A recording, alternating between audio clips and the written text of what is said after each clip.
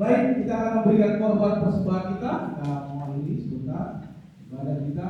Kita akan memberikan korban persembahan kita.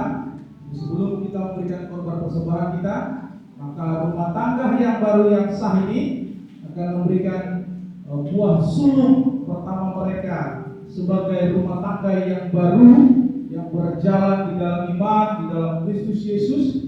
Mereka akan memberikan bukan ucapan syukur, bukan, tapi buah sulung pernikahan mereka di hadapan Tuhan. Kita akan pujian kita segala puji syukur. Nanti kita akan lihat terlebih dahulu yang maju Benjamin dan Jentina yang akan membawa